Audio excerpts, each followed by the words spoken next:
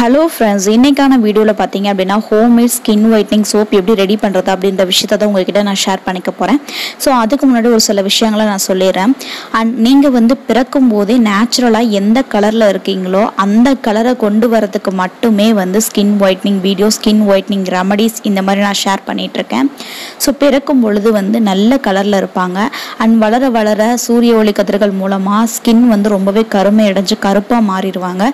So அவங்களோட நிறத்தை வெளியில் கொண்டு வரதுக்கு தான் இந்த மாதிரியான ரெமடி, சோப் இது எல்லாமே உதவுமே தவிர நேச்சுரல் கலரை மாற்றுறதுக்கு என்றைக்குமே உதவாதுன்றதை நீங்கள் புரிஞ்சுக்கோங்க. அப்படி நினச்சி இந்த வீடியோக்குள்ளே வந்துருந்தீங்க அப்படின்னா ப்ளீஸ் அப்படியே ஸ்கிப் பண்ணிவிட்டு போயிருங்க. ஏன்னா அந்த அளவுக்கெல்லாம் இது ஒன்றும் மேஜிக்கல் ரெமடிலாம் கிடையாது.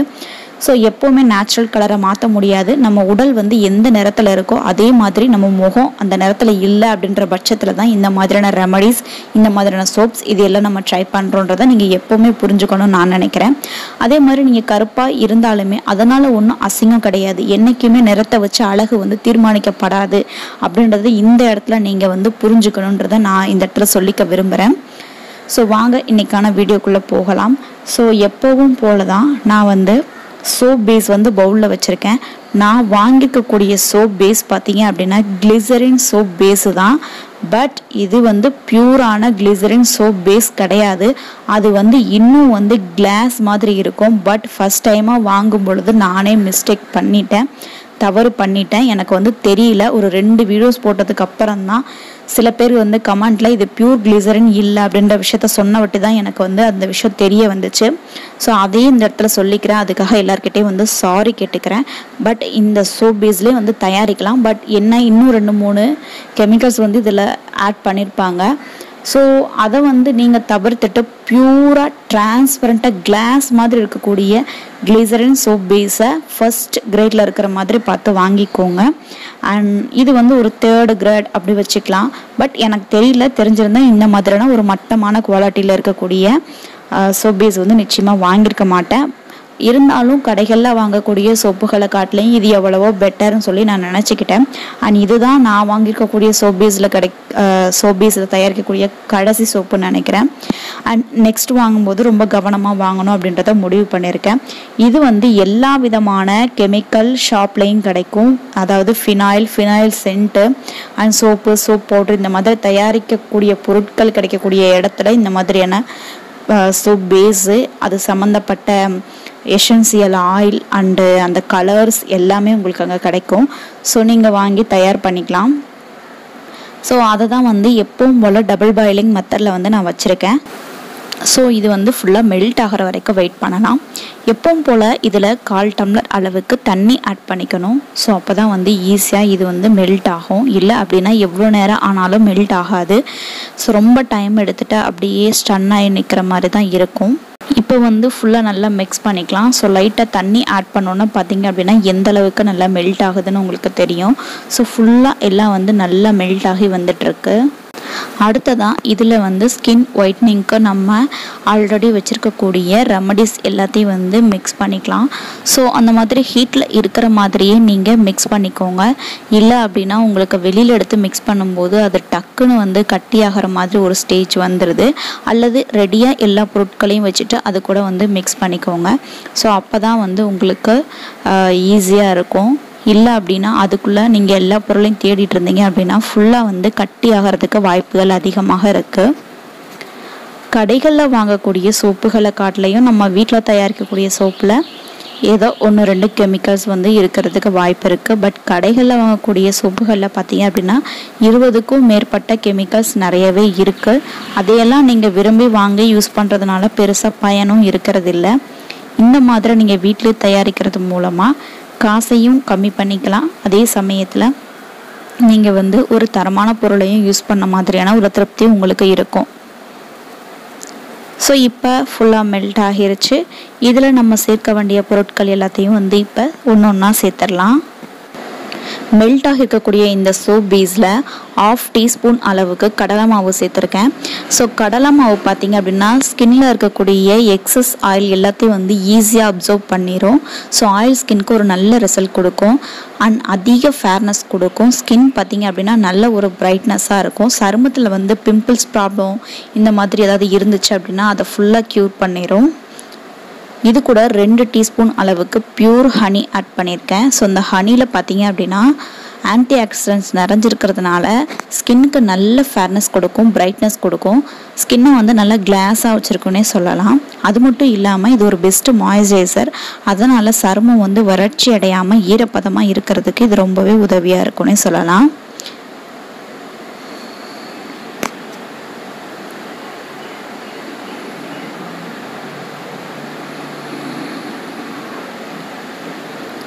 இது கூட 1/4 டம்ளர் அளவுக்கு பால் ஆட் பண்ணியிருக்கேன். ஸோ இது வந்து காய்ச்சாத பால். இந்த பால் பார்த்திங்க அப்படின்னா சருமத்துக்கு அதிக சாஃப்ட்னஸ் கொடுக்கும். அது மட்டும் இல்லாமல் சருமத்தை வந்து இந்த பால் எந்த நிறத்தில் இருக்கோ அதே மாதிரி மிளிர செய்கிறதுக்கு இது ஒரு பெஸ்ட் ரெமடினே சொல்லலாம். அது மட்டும் இல்லாமல் சருமத்தில் பார்த்திங்க அப்படின்னா எந்த விதமான பிம்பிள்ஸோ அல்லது வேறு விதமான பிரச்சனைகளோ வராமல் இருக்கிறதுக்கு இது ரொம்ப உதவியாக இருக்கும். ஸோ இதெல்லாத்தையும் சேர்த்து நல்லா மிக்ஸ் பண்ணிக்கலாம்.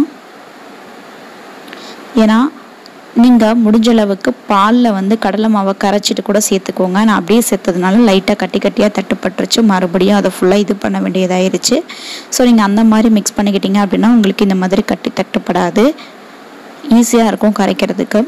இது கூடவே பார்த்தீங்க அப்படின்னா ஒரு பிஞ்ச் அளவுக்கு டர்மரிக் பவுடர் ஆட் பண்ணியிருக்கேன். இது ஒரு பெஸ்ட் ஆன்டிசெப்டிக் அப்படின்றதுனால ஸ்கின்னில் வந்து எந்த விதமான இரிட்டேஷனும் வராமல் இருக்கிறதுக்கு உதவியாக இருக்கும். அதிகமாக சேர்த்துறாதீங்க, ஸ்கின்னை வந்து சீக்கிரமாக பிளாக் ஆக்கிரும். இது வந்து நீங்கள் ஆப்ஷனலாக சேர்த்துக்கிறதுலாம் சேர்த்துக்கலாம், இல்லை அப்படின்னா ஸ்கிப் பண்ணிக்கோங்க, ஒன்றும் பிரச்சனை இல்லை.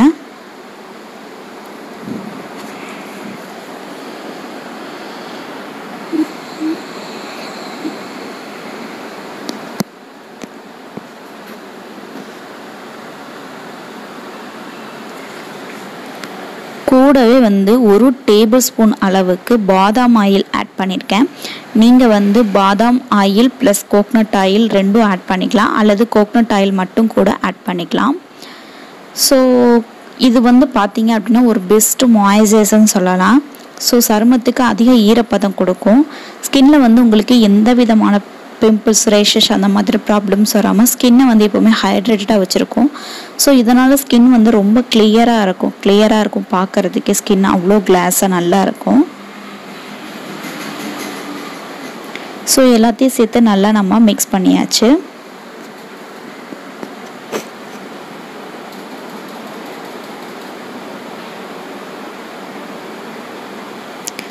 ஸோ மிக்ஸ் பண்ணியிருக்கக்கூடிய இந்த சோப் பேஸை வந்து நீங்கள் ஒரு சின்ன பேப்பர் கப்லேயோ அல்லது பிளாஸ்டிக் கப்லேயோ ட்ரான்ஸ்ஃபர் பண்ணிக்கலாம், அல்லது சோப் அச்சு வச்சுருந்தீங்கன்னா அதில் கூட ட்ரான்ஸ்ஃபர் பண்ணிக்கலாம்.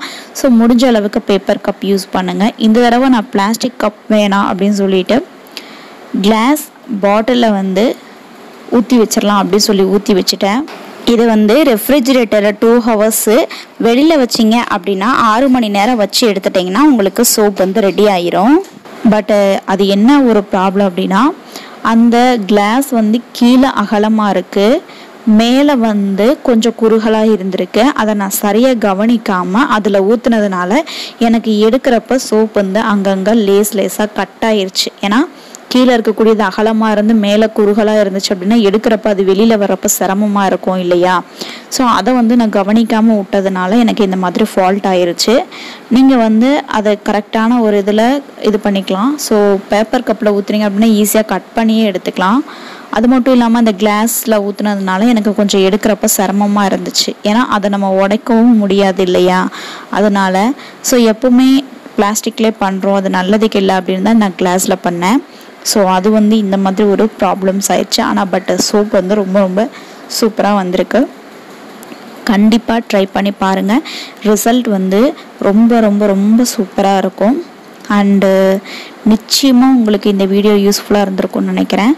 உங்கள் சருமத்தை அதிக ஃபேர்னஸ் கண்டிப்பாக ஆகும். ட்ரை பண்ணி பார்த்துட்டு ரிசல்ட் எப்படி இருந்துச்சு அப்படின்றத ப்ளீஸ் கீழே மறக்காமல் கமெண்ட்டில் சொல்லுங்கள்.